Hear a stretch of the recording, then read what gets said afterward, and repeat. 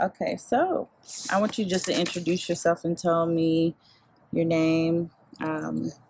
just like a, Hi, my name is Derek Hanks. I'm originally from Chicago, but grew up here in Houston, Texas. I'm 61 years old.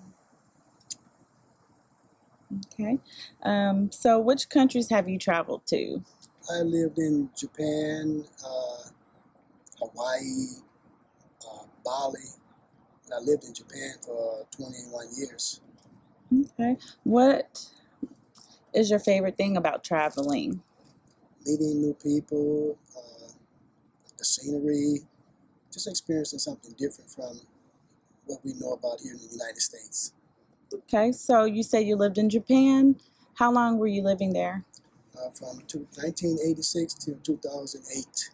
Okay, and what brought you to Japan? Whenever people ask me that, I say, it must have been a woman involved.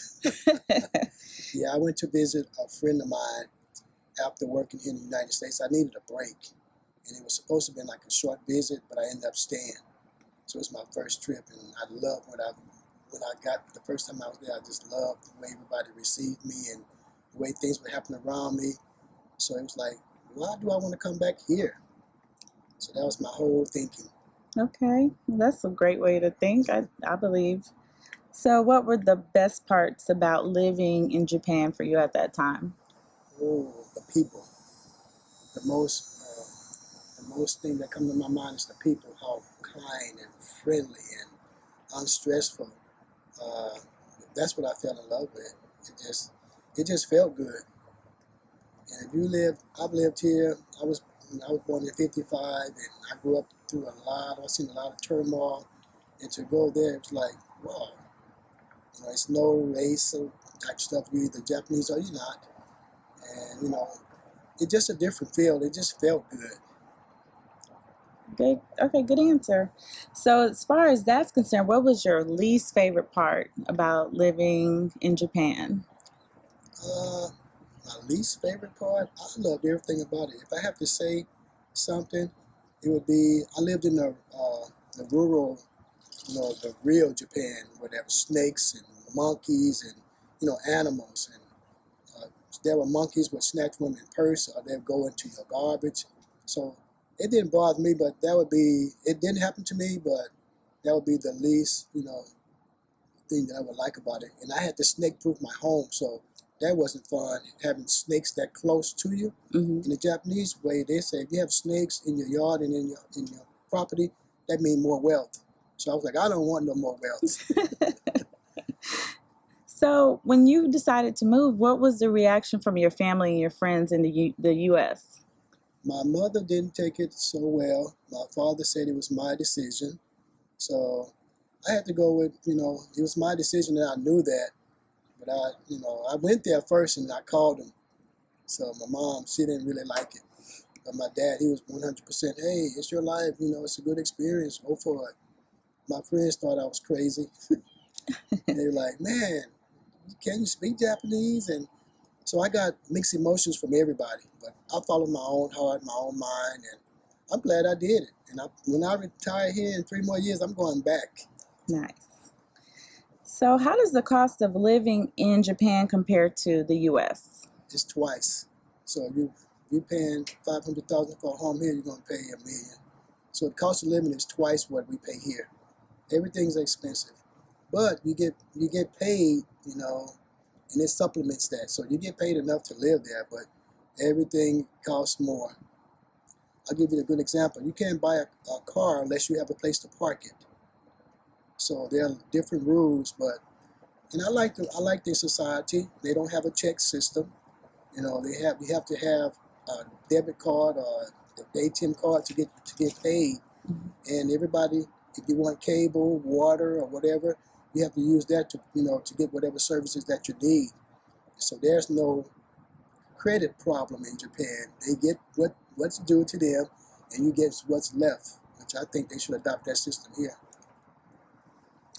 What did you do to earn an income? I was an English conversation teacher, and that was not by choice. It was by necessity.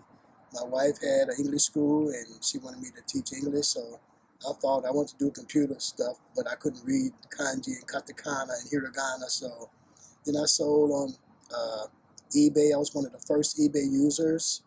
I sold Japanese goods. Then I taught out of my home. I had private students, kids, adults.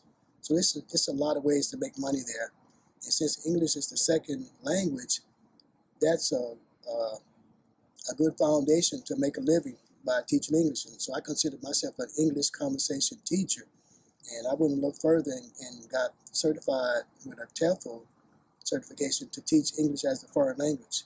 So it's a good way to earn a living. So that's what I did. I taught English and I sold on eBay.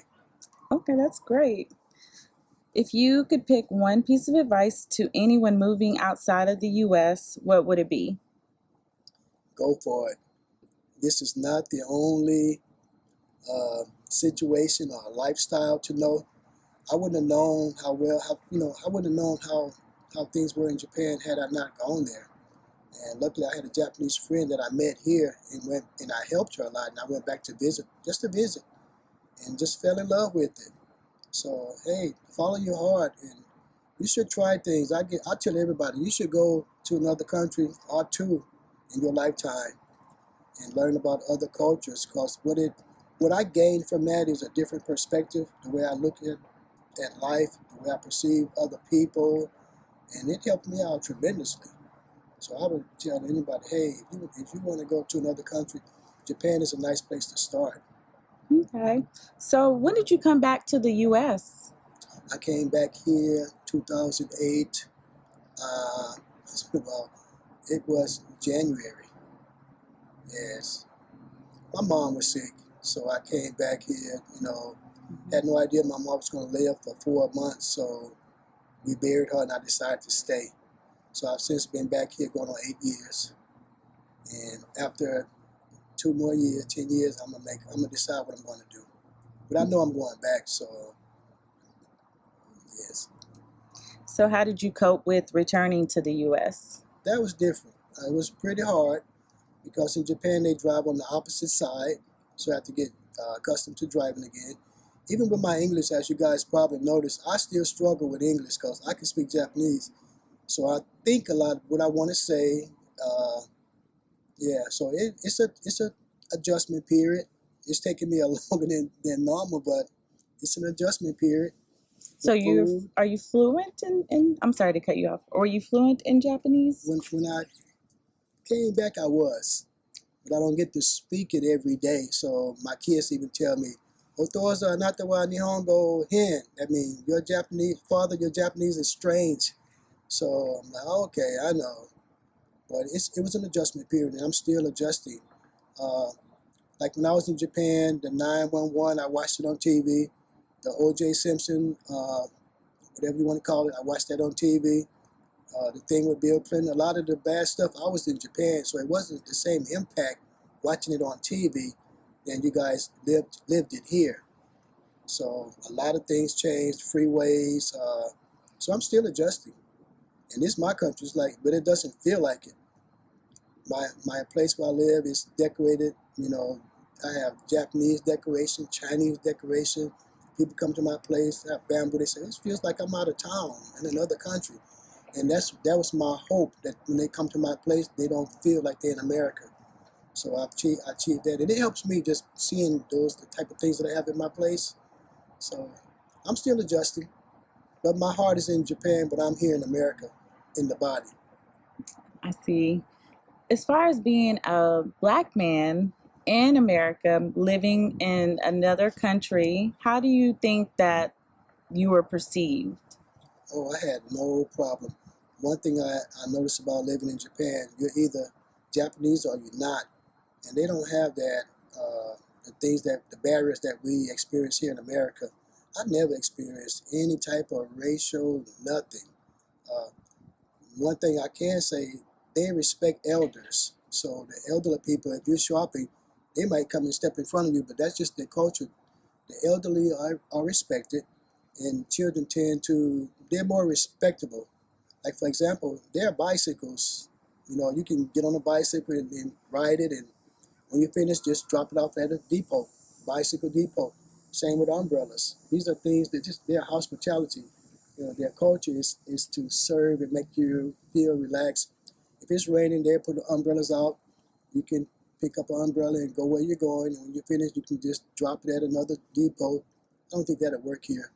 Uh, we have Coke machines here. They have like liquor machines. And after midnight, they turn them off so the kids won't, go and do that. So it's a lot about service there.